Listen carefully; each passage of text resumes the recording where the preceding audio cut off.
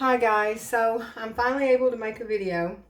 Last week was a nightmare. We had torrential rains and I had an appointment every day of the week except for Friday.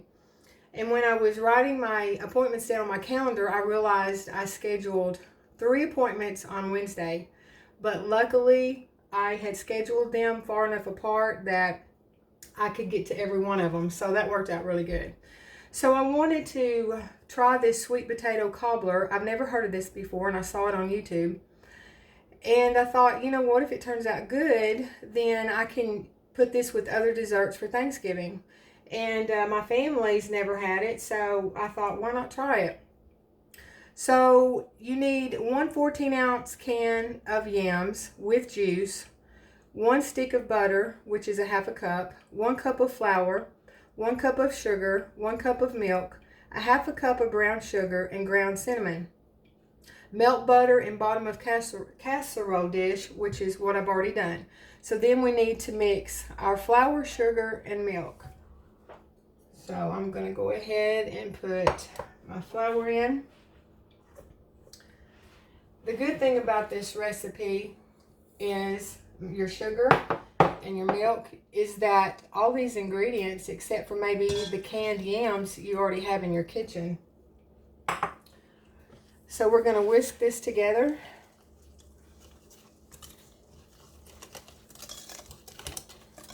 How are all of you? How's your Monday going so far? I started this early this morning because the kids are gone, my husband's gone, the dogs aren't barking. So I thought, well, I'll go ahead and then I'll post it this afternoon because I've got to go into town and take my son in to get his permit. Kirsten's got to register for school. So already my week is started out really busy.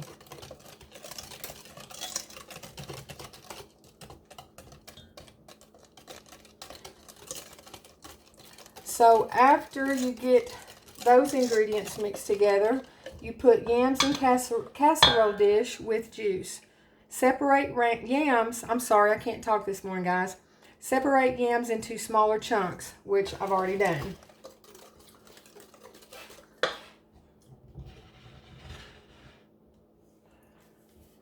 Sprinkle yams with brown sugar. And that is a half a cup. So we're going to get this all coated with the brown sugar.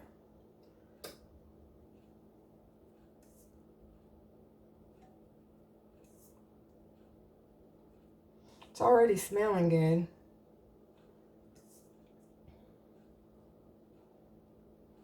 I think at school they're going to offer online classes, and if they do, I know my son wants to do it. Kirsten wants to go to school because she's a little social butterfly, but it's going to be quite different this year because they have to wear a mask all day, and of course they have to keep their distance. It's not going to be like before all of this hit.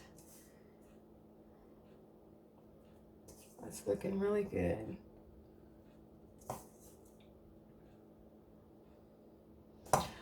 Have any of you ever heard of sweet potato casserole?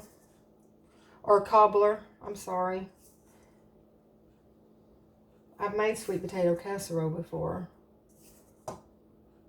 We have that every year. My family loves any kind of potato, so if this turns out good, they will really like this, I'm sure. Okay. After that, lightly sprinkle yams with cinnamon.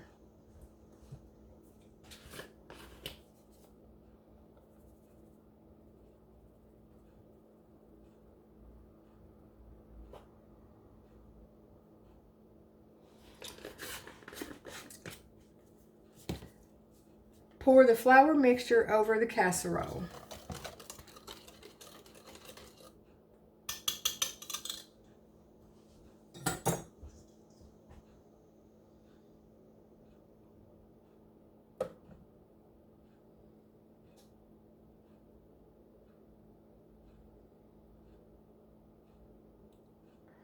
It looks like after it's cooked, it's going to be pretty too. which that's another one of my favorite things is presentation. I like to make a pretty table for the holidays and pretty desserts.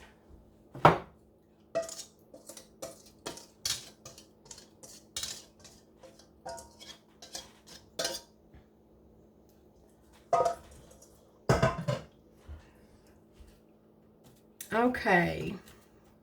Bake at 350 for 40 minutes or until brown and bubbly. And a side note, for a juicier cobbler, use 3/4 cup of flour, 3/4 cup of sugar, and 3/4 cup of milk instead of 1 cup. And you can use nuts, that's an option, so I am going to sprinkle mine with pecans.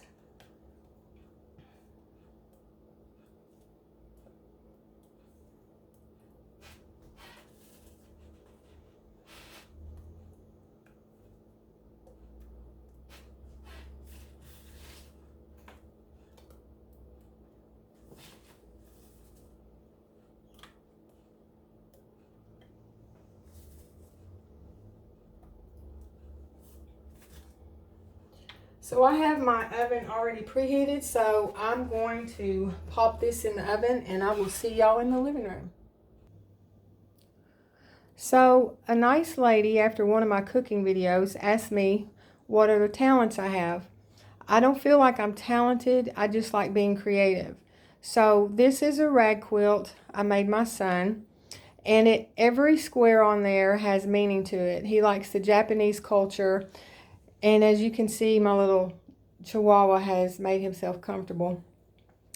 Like these are shirts he used to wear. And I've got some of his shorts cut up. And like I said, he loves the Japanese culture. And he likes music. So we've got music notes. But every one of these squares will have meaning for him. And he graduates high school this year. So this is my gift to him when he graduates, and his pop is supposed to make him a very manly chest, not a hope chest. We're going to make Kirsten a hope chest, but he's going to have a chest too. So that'll be from his pop. And then Kirsten, here's a little quilt I put together for her with a lot of little bright colors and some of her favorite colors. The only thing is I need to work on my binding.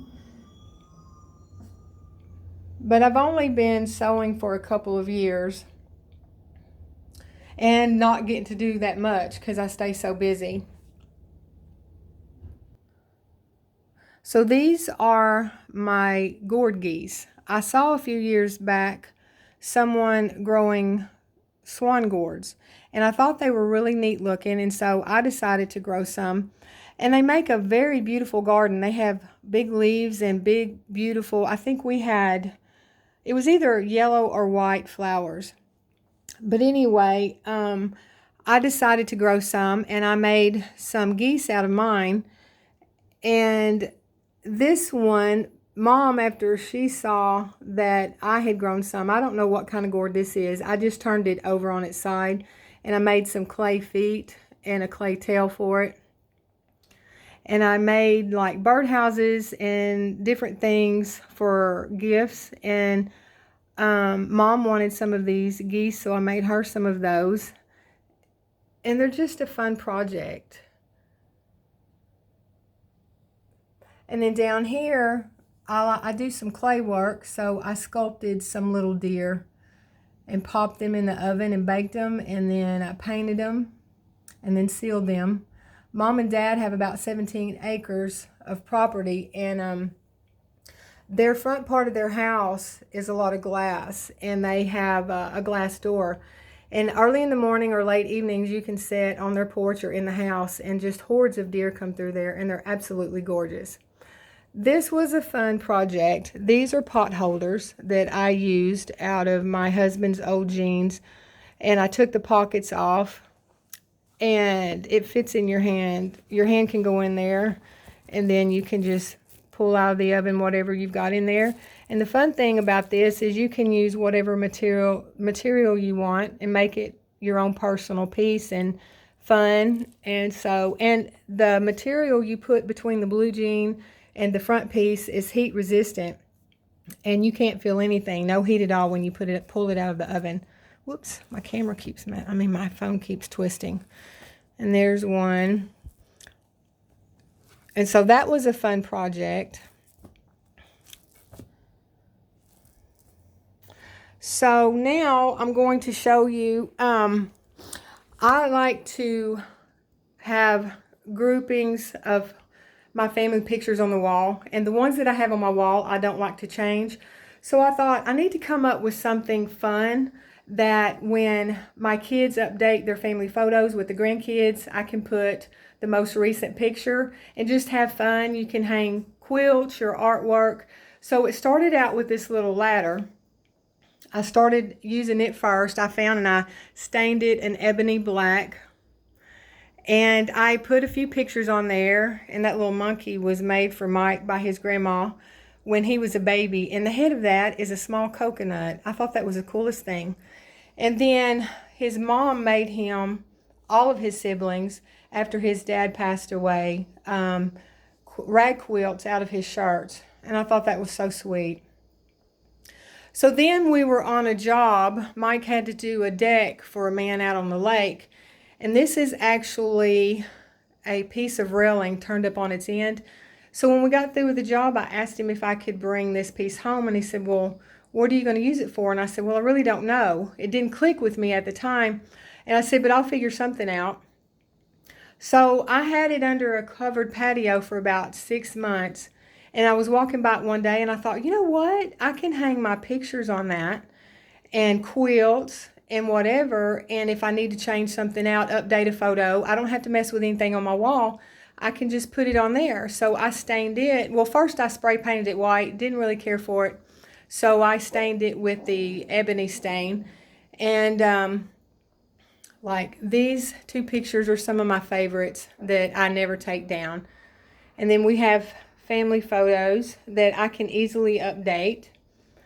And it says up here, it says, this is us, our life, our story, our home. And I put antique keys all hanging all around the pictures. And this is family, blessed and grateful. And this is a throw. Sorry, I had to stop my video. Kirsten came through the door and the dog started barking. Here's another throw that my mother-in-law made. It's absolutely gorgeous. And these little flowers my niece got me one year for Christmas. And here's a sketch I did for Valentine's Day for Ashton. And of course it represents me and him. I did one for Kirsten, but hers has butterflies on it. And then Dad was changing the siding on his house, and I had him cut down some cedar siding because it was really long pieces that went across the house.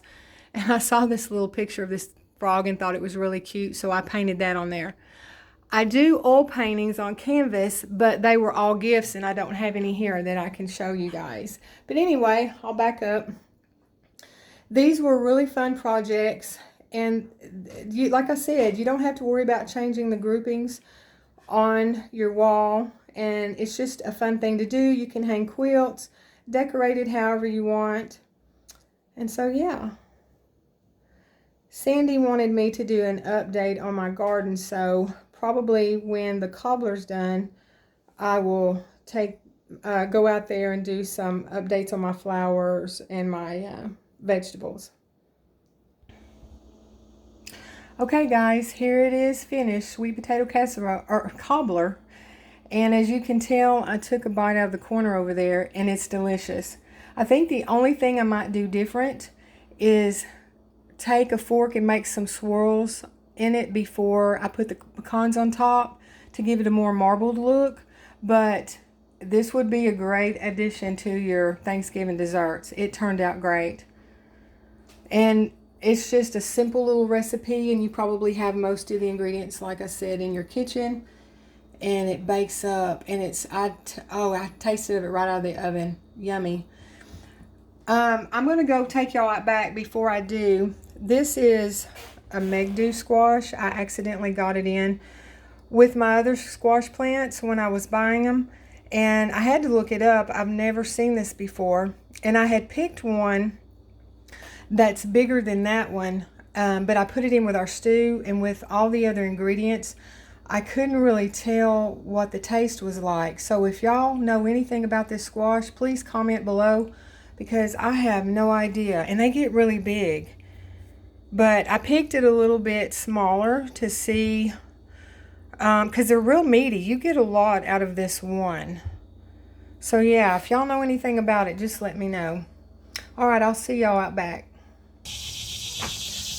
Okay, here's my zinnias. They've already hit their peak, but the torrential rains knocked the petals off of most of them. Well, a lot of them.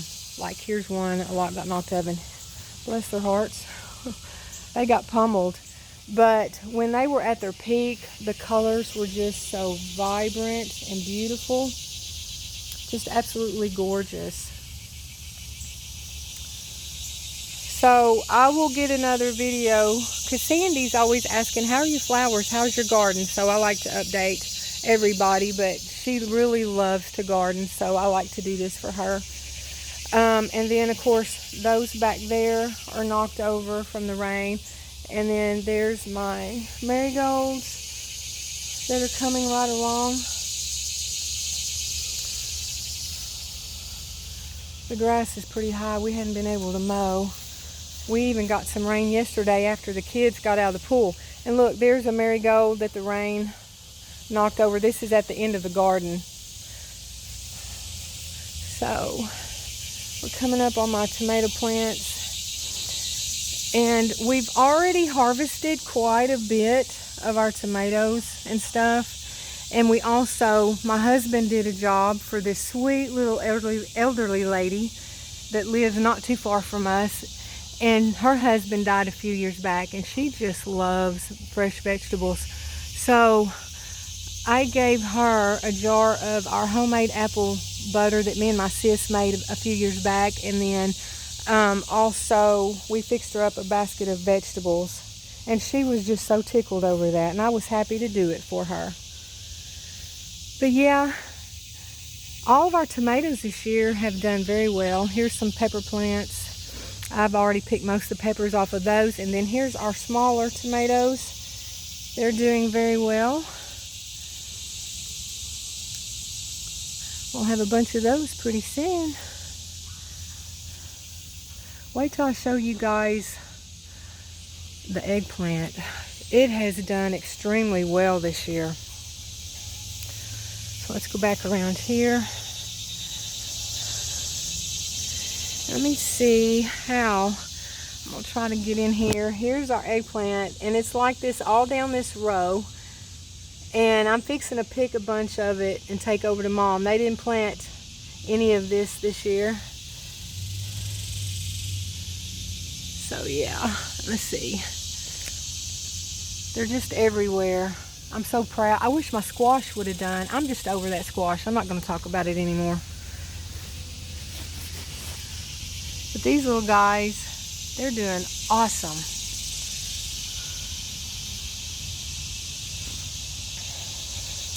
And then I've already gotten a pot of snap beans, green beans, and they're already, let's see, I saw, they're scattered all through here, but I saw a bunch together. Oh, here we go, that I was going to show you guys. And they were really, really good. I enjoyed them. And they've produced very well this year. And then here is part of the vine, and it goes all the way over here by the pool, and that's that Megdew squash. In the pictures I pulled up, they came like, some people picked them when they were a lot bigger and some smaller, so I'm not sure what's the best way, but it makes a pretty little garden. Well, Sandy, there's you an update, and I'll show you the tulip tree. It's got buds all over it, but it hasn't bloomed. And so when all of those pink flowers bloom, I will put that on the end of one of my videos. Well, guys, I've got to get my son in town to get his permit, and I've got things to do. I hope y'all have an awesome day, and I will talk to you later.